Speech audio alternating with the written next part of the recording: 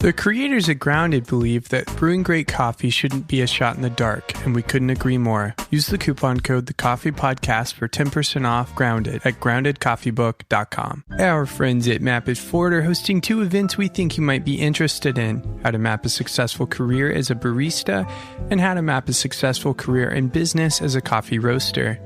Use the coupon code TheCoffeePodcast for 10% off your ticket. Remember, you can attend virtually. The following conversation is a living continuum that includes every link of the coffee value chain, from before the seed to after the cup. I'm Jesse Hartman, and this is the Coffee Podcast. One of the most important topics in roasting coffee is the basics of roasting. Please take note that we've broken this conversation into 2 parts. There's a lot of information here, so be sure to have your notebook. Our guest for this conversation is known for his books, The Coffee Roaster's Companion, The Professional Barista Handbook, and Everything But Espresso. And while you may know Scott as an author, he is also proficient in coffee roasting. But don't take it from me. Take it from his answer to this question.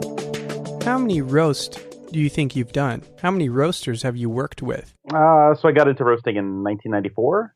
I've owned several machines, done a lot of consulting, and I reckon that on my own machines, I've done well over 20,000 batches. Standing with clients, probably another several thousand, call it 5,000. Probably analyzed and cupped roast curves for I don't know how many others, like many, many thousands, maybe 10,000. It's been 24 years since I started. Because most of my coffee career was call it sort of pre social media and pre major internet. A lot of what was going on back then, nobody was aware of it. I was roasting in a small-ish town where, I had such little contact with other coffee professionals for so long.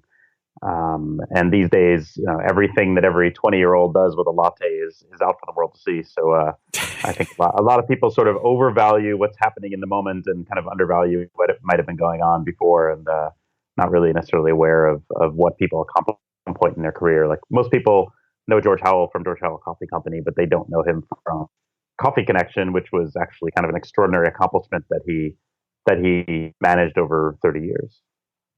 And he was 40 years ago doing things that are considered cutting edge now, as far as buying coffee directly, roasting it light, really keeping his brewing in his shop simple and super fresh. Like his standards 30 years ago were as good as any third wave company standards now. People think that we've sort of rediscovered coffee, but he was just doing that, back in the 90s. But he wasn't on Instagram, so. Exactly. I think he is now. I got to say, for a guy his age, he's very adaptable. Awesome. Well, just another quick question. How many roasters do you think you've worked with? At least 250 machines. Okay. Meaning, I might have worked on 30 different UG15s, but, or 250 physical machines at one point or another, all different kinds.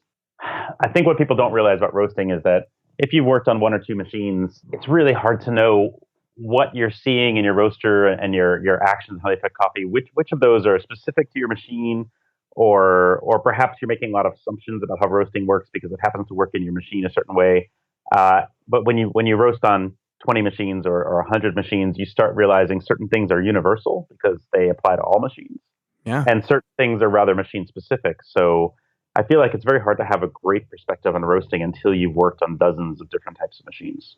Which not a lot of people get that experience, right? That's kind of not a normal experience to have. Exactly. And I'll be honest, I don't necessarily love consulting and the travel and the things that come with it, but I mostly do it because I planned a long time ago that if I could rack up more experience on more different machines than anyone else, I would discover things that no one else discovered, and that would make me valuable, and it would allow me to make much better coffee than if I just fixate on one machine for the 10 years I would do the consulting. Scott, you're not supposed to give away your secrets. Well, that's all right. So I want to roast coffee. Where do I start? Okay, so I'm assuming that you're a small fry that just wants to get your feet wet and roasting in the beginning, or you? That's fair. Yeah, okay. Let's start there. Yeah. You want to buy something like a 500 gram or a 1 kilo machine that you could put in your garage or somewhere like that. A lot of those machines now behave and have the exact same controls, and ironically, usually better controls than larger production roasters. So you can get the if you get some artisan or Cropster software attached to it, you can have the full on exact experience that professional production roasters have. So you are getting perfect training for a larger machine, but you can train on 200-gram batches and not worry about making mistakes at that level of coffee. And so that's number one. Those machines are great now. You can go to companies like Mill City and all the big roasting companies sell small machines too, and those machines will really serve you well as a starter in roasting. Excellent. So yeah, you could start super small. Then Yeah, that's we live in and quite. I tell you, man, thousands of people do every year. It is. I get pinged. If you think about it, roasting is a bit of a pyramid, right? Like how many companies in the world have uh, three or more four bagger machines, right? Like a bagger is a bag is 60 kilos. So there are machines out there, let's say I see often that are roasting 240 kilos per batch. And I see a lot of companies that have three or four of them, but there's not that many in the world, right? Like Yeah. they're the top tip of the pyramid. And then there's, people with baggers, and then there's people down the pyramid. There's more and more people who have 12 kilo and 25 kilo machines. But then the base of the pyramid, where the large number of people is people with little 1 kilo and smaller machines. And there's probably 5,000 of those in Korea, and there's probably 5,000 in Taiwan. And there's probably 10,000 of those in the US. And it's an enormous number of people doing it now. Okay, so obviously we need something to roast the coffee, right? But Yeah. what are the essentials? Is there anything Yeah. else that I need other than like software? Absolutely. So you got to taste your coffee. So you definitely want to have a decent grinder. If you're looking at home grinders, things like the Baratza line that people use, you need a gram scale would be great, both for weighing out your beans and also for doing your cuppings or V60s, whatever you do. You don't need too much else, in the sense that maybe you buy a V16 paper filters, maybe you buy some cupping bowls. You don't even need specialized stuff for that. And you have your grinder. You can easily make fantastic water for brewing coffee at home by just getting online and looking at some of the recipes people use now, where they just buy a couple of mineral salts and mix it with distilled water. Gotcha. Um, and if you're just looking to get into roasting and give it a shot, that's pretty much all you need. Is you just need a scale, maybe some little Tupperware type containers if you're just doing 500-gram roasts and stuff like that, and those things we talked about. If you're getting into business, we can talk about that. There's a few other things obviously you'll need. Got you. So let's quickly, because I think most of our listeners are somewhere in between those two, which covers the whole, I guess, market. So most of our listeners are probably interested in home roasting. Maybe they're thinking about starting their own coffee business, and so let's go on that sort of assumption. So if I were to buy a little bigger than the smaller machine, right? What would be the next step up? That 12 kilo? It really depends. There's a lot of options. If you're pretty sure, hey, I'm going to be making a living roasting coffee a year from now, then yes, buy 12 kilo. If Gotcha. you're dipping your toe in the water and you think, well, I'm not sure if this is going to work. I have a full-time job. I just want to do something out of my garage. You could buy a 3 or 6 kilo machine. Just keep it small and not take much financial risk until you know it's going to work. And if you're going to have a business, you need to buy a bunch of bags, a bunch of cardboard boxes for shipping. You need some sort of labeling.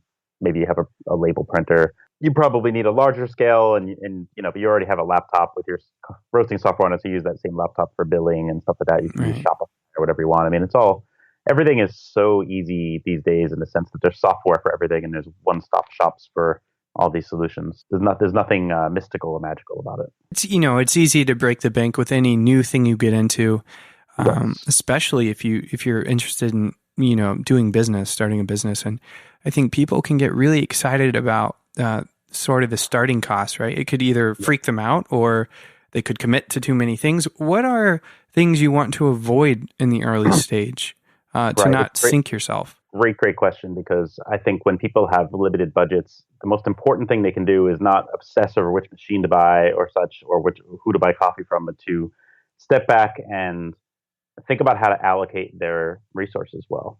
I knew this woman from the Middle East who had a very small machine. Maybe I don't know what it was, like a half kilo or a 1 kilo machine, and she wanted to make it her living. She only had a couple $1,000s in the bank, and she spent that entire money to go to Seattle to go to the coffee convention, Oh, right? wow. Yeah. And which was great, hey, but But I said to her, look, if you want to make a living at this, you actually need a machine that's 6 kilos or larger, or else you're going to spend 60 hours a week standing at that little machine. And I said, really, you should have taken that $4,000 you spent to come to America and go to the show, and you should have put that towards your next machine. And she kind of looked at me with this look on her face. She says, oh my God, you're totally right. And Right on, yeah. for her, she felt like maybe she needed to go get all this education. And I feel like these days you can get an education by reading online, although that can be tricky. Having a very small roaster, like one of these half-kilo machines, for $4,000, you can be up and running, and you get artisan software, which is free. And then you contact someone. It doesn't have to be me. You just contact someone who's experienced and knows what they're talking about, and whether in person because they're in your city or online, like I did that remotely, you basically make a deal where they're going to coach you long term, and it'll just cost you a few $100 to get a sound basis and how to do this, and then you experiment, and that's actually a very, very affordable way to get competent.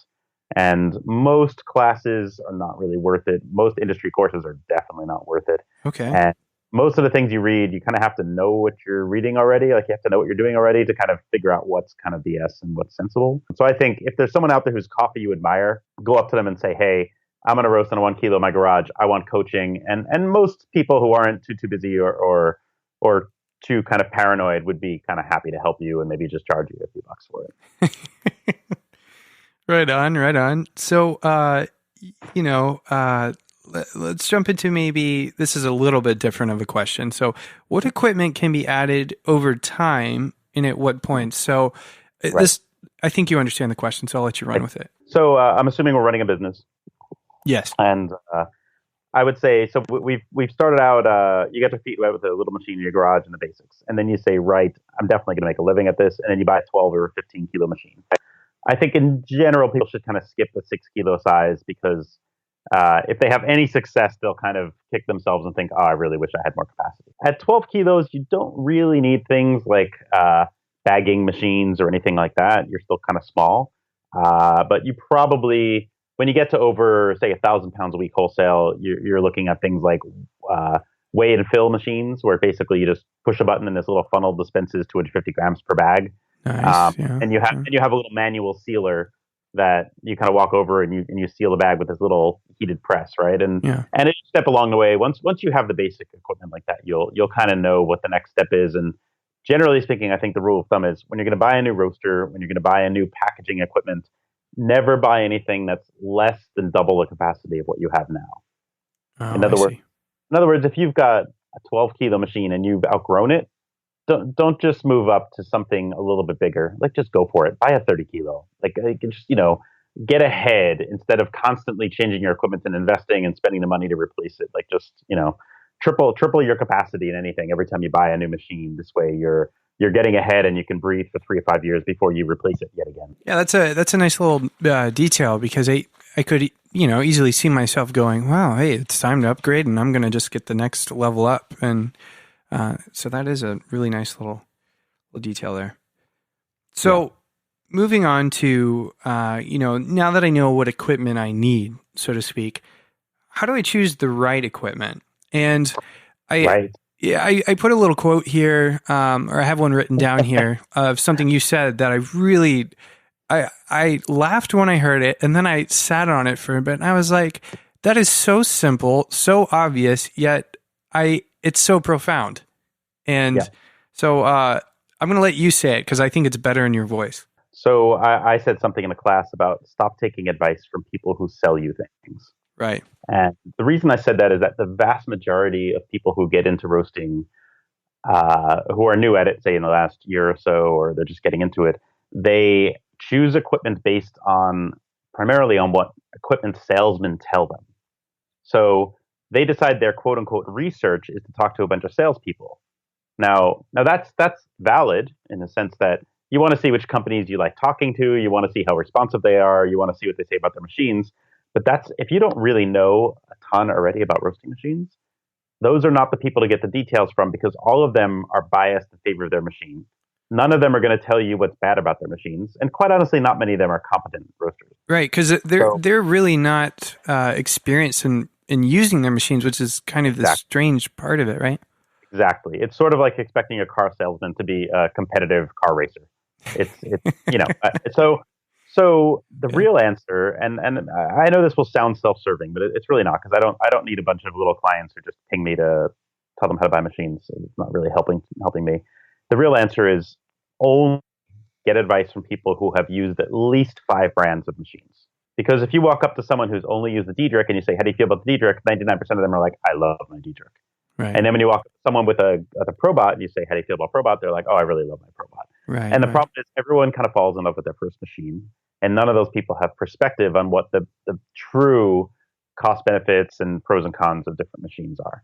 So go out and find the folks who actually have used numerous machines and say, "Hey, how was your experience of Gießen, Probot, Diedrich, Mill City, Loring?" And somebody who's used all those machines will really have something of value to say to you. So now that I've chosen all my equipment, I said, hey, I've gone, I've sought the advice, I've purchased all my equipment. I didn't break the bank because, I took some good advice. And so here I am ready to go. Let's get into, how do I use this equipment? What is the process of roasting in the most basic terms?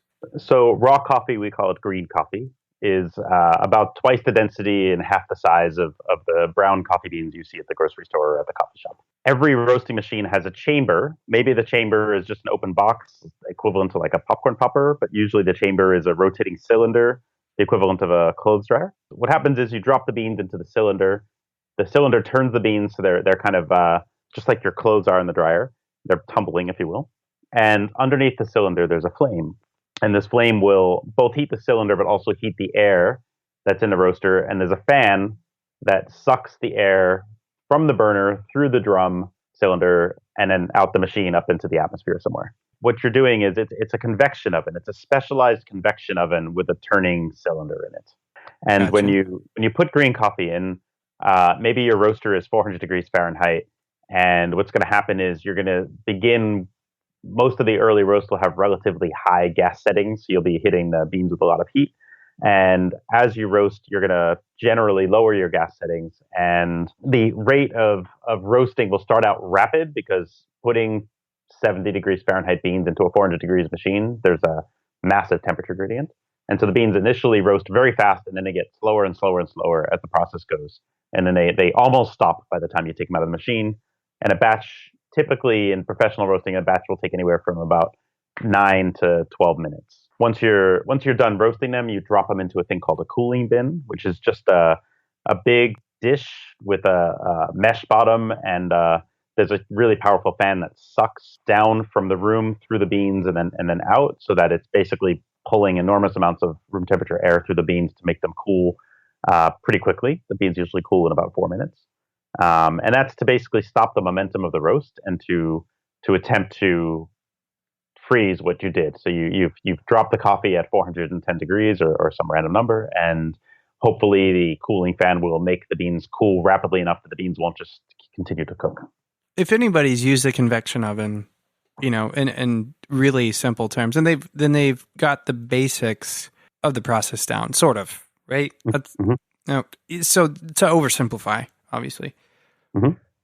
So this can get complicated really quickly, right? Because you talk about things like how soon do I do XYZ? For example, how soon do I drop the beans, or how quickly do I need to cool them down? There are all these questions we could throw out based on the process that we just discussed alone. But I don't necessarily want to get into those details right now. I mean, that's the stuff I'm sorry to interrupt you. That's the No, you're stuff good. that I think that books and even to some degree online videos and stuff are fine for, because there's not a hell of a lot of disagreement about cooling beans in a few minutes or about 12-minute roasts and things like that. Like, it's pretty basic stuff and it's pretty easy to find, and you just have to read Gotcha. and you'll get it. I think the things that are worth discussing are the decisions you have to make that would say either differ from the norm or may not be obvious to you at first after you've kind of read all these tutorials. Got you. So let's jump into a little bit of that discussion, starting with the S curve. So, Okay. Scott, what is the S curve? So the S curve is it's a plot of the bean surface temperatures throughout a roast. And what it looks like is the temperature might start at something like 400 degrees, and then it drops down to something like, could be a random number, 150 degrees. and then it comes back up pretty quickly, and then it kind of slowly increases in an asymptotic way throughout the roast. So it looks a little bit like an S that has fallen on its face. Everybody's seen these. If you've ever looked at a roasting graph online, everybody's seen something like this. It's interesting because the drop in the beginning down to this thing we call the turn that happens 1 or 2 minutes into a roast is a complete illusion. Because if you think about it, when you put 70-degree beans into a very hot machine, the beans rapidly get hotter. Right. But the S curve makes it look like the beans started at 400, dropped down to 150, and then rebounded quickly up to, say, 250. What's going on there is that the bean probe is a little metal stick sticking in the machine, and that probe has its own thermal mass, and the probe is hot when you put the beans in. And the probe has to shed its own heat, which takes a little while, and then it kind of merges with the bean temperature, and usually your temperature readings are pretty inaccurate until you get about 3 minutes into a roast because of this problem. So anyway, the point is the S curve is not real. It's just it's an artifact of the probe having its own sort of playing catch up with the bean, and it's strangely unimportant despite the fact that it's the bean temperature curve, which is something that people have been focusing on for so long. We're getting into some interesting stuff here. We're kind of moving from the elementary into the deeper stuff here. I guess this is the beginning of that of that trend. What do the names of phases in roasting have to do with the phases themselves? So there's these phases. Right. Can you list them off for me? So there's all different terms for these phases. Most people talk about the very beginning of the roast being the drying phase. There's a Maillard phase. There's a point in roasting where people often talk about yellowing or browning. And there's something called first crack that happens about 3/4 of the way in through a roast, where the beans pop, much like popcorn. And then after that, there's a phase we call development time. Now, what all of these phase names have in common is that one day there was a little bit of truth that got exaggerated and overestimated, and then the phase became a very misleading term, unfortunately. Okay. So, for instance, the drying phase, beans hardly dry, if at all, for the first couple minutes of a roast, because most of the drying that happens in coffee happens due to steaming, and the beans aren't actually reaching a steaming temperature for the first 2 minutes of a roast. That's not to say that there's zero moisture loss, but the point is that it's actually, ironically, a time of virtually no drying. Okay. But, I mean, if you know what the word heuristic is, like sort of the idea of shortcuts to understanding things, what's happened here is that there's an appeal to this sort of, it's almost like a bit of marketing or heuristic to have these terms, because it kind of classifies things and creates a narrative that people feel like they can follow. And then unfortunately that gets so deep-seated that when someone knowledgeable comes around and says, hey, that's actually inaccurate, people kind of don't care because they really enjoy the narrative. I mean, humans are very tenacious when it comes to holding on to narratives, even in the face. We see this in politics all the time. Even when the narrative is proven false, people are like, yeah, but I'm going to keep believing it. Yeah. It's, that's what we are. So what is the point of the phases then? Is it helpful to think in phases? Is it not? So I think it's like this. Before we had what we call roast logging software. So right now we have things like Cropster and Artisan that track all the temperatures and draw curves in real time on the screen, and they really allow you to get a nice graphical idea of what's going on in your roaster. And that is truly a revolution. Without the software, no one can roast at an elite level. No one, not with consistency. With the software, some people can really roast at an elite level, and everyone is better with the software. What happened was, before the software, I used to roast like 20 some odd years ago. I used to roast with benchmarks. So I'd be like, I'm gonna note my time once a minute. I'm going to note when 300 degrees happened. I'm going to note when first crack happened. And so because it was too hard to track every single tick in the temperature change, right? Because you're not a computer. Right. You just had landmarks or benchmarks throughout your roast. And so these names of phases happened because we didn't have that lovely continuous bean curve that kind of told us everything. And we didn't have the R curve, which we'll talk about later. And so the phases are a little bit of, they're a little archaic. They come from a time pre-software, and the names haven't died yet, but they really need to die. Because to be honest, and not to be crude, but who gives a crap when quote unquote browning happens, which is quite honestly subjective anyway. If your beans tend to brown at some random temperature, like 300 degrees, then you know when you hit 300 degrees. So why do you care what this browning number is, I right? see. And by the way, brownie doesn't necessarily happen at 300. It's just the idea is that if you have all this really comprehensive data, why are you have Google Maps, but you've still decided to draw a map by hand that has landmarks on it when you go somewhere. Right. And it's like, why would you ever do that now that you have a phone with Google Maps in it where you can see the entire trip perfectly, right? If I'm a new roaster, right, and I go online and I Google, man, Google's getting a lot of spotlight here. And I Google Yeah. roasting and I see S curve. What should I do with the web page I'm about to click? Do I read it?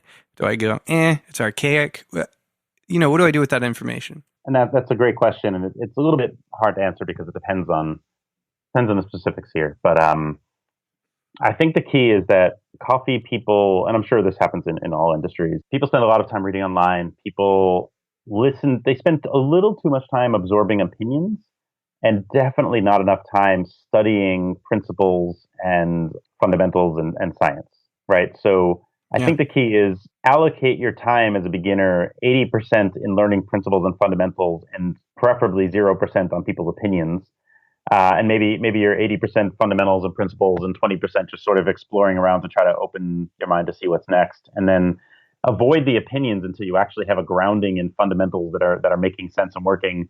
Because otherwise, it's a little bit like political discourse again, where you kind of get sucked into someone's narrative and then your brain sort of stops learning. Whereas if someone were to keep focusing on, like on my blog, I try not to tell people how to roast. I try to explain what's happening. So I try to explain the what and the why. Okay. And Yeah. I save the how for consulting. But my point really is that there's not a lot of resources out there for the how and the why. I mean, the what and the why. And that's really something that's missing in coffee. There's so many opinions. That's really easy to access. But then you just get lost in opinions. And it's just like reading politics. You just get conflicting opinions. And then you're like, I don't know what the truth is. Right. So, Yeah. No, yeah. okay. Well, we're beating the Yeah. S curve into the ground here, and I apologize. It's all my fault. No. The S curve deserves to die a painful death right now. Well, Okay. we'll give it a nice memorial at the end of the episode somehow. Maybe we'll play some sad music or something. So Okay. let's get on to the more exciting, Yeah. line here. The rate of rise. So Scott, what is the rate of rise? I've heard it called the Rayo curve. Is it the Rayo? That's definitely not my curve. I take no responsibility for it. Actually, no one invented it per se, in the sense that many of us were tracking the rate of rise by hand and sometimes drawing our own little graphs years before the software existed. Ironically, just to tell you what an idiot I am, I was tracking it by hand for years after the software existed because I just didn't know the software happened. And and then when I found out the software happened, I'm like, wait a minute. For the last 4 years, I've been doing this by hand when I Oh couldn't no, do it. I'm like, I'm so stupid. that's I'm a hilarious. Luddite. Terrible. So actually, this guy Ed Bourgeois, who completely coincidentally happened to live in the same town in Massachusetts that I lived in for 20 years, uh, he really pushed the Cropster people and such to plot this rate of rise as a critical aspect of roasting, and that was sort of game on. Where the thing is that the bean temperature. This is very hard to explain without seeing it.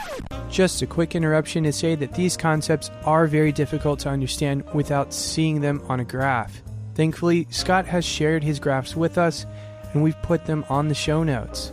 So check out the show notes on your podcast platform or go to our website and check it out there. If you can't find the graphs, please feel free to reach out to us. Back to the conversation. But the bean curve is very blunt in the sense that two bean curves can look almost identical, and the roast is wildly different. The ROR is effectively the derivative of the bean curve, so it is the rate of rise. So, for instance, if the bean curve was at 250 degrees at 4 minutes and it's at 275 degrees at 5 minutes, it means it went up 25 degrees in 1 minute. Okay. So somewhere in that minute, the rate of rise is somewhere near 25, and it's constantly changing. So maybe at the beginning of that minute, it was like 30, and maybe at the end of the minute, it was 20. Okay, so it's constantly moving. But over that minute, 25 degrees went by. The rate of rise is generally declining, and the rate of rise will always look more volatile. It'll always look kind of bumpy, whereas the bean curve will look rather smooth. So the ROR is sort like putting a microscope or a magnifying glass on the bean curve and seeing this resolution like tenfold that you couldn't see on the bean curve and what's happening. Okay.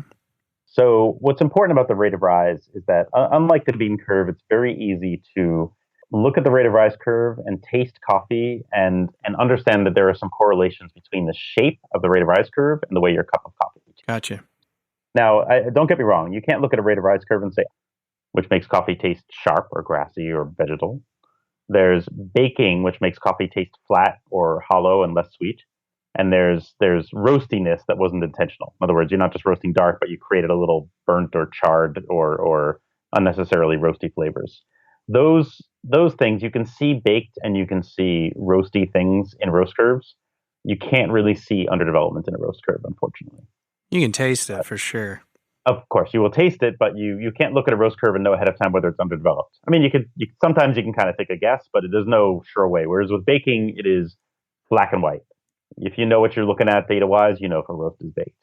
Right on. Okay. So the point is the rate of rise holds a tremendous amount of information about what you did in the roaster and how well you did it. And managing that rate of rise at the moment is probably the best tool that roasters have in terms of manipulating flavor. So the rate of rise is key to roasting coffee. Yes.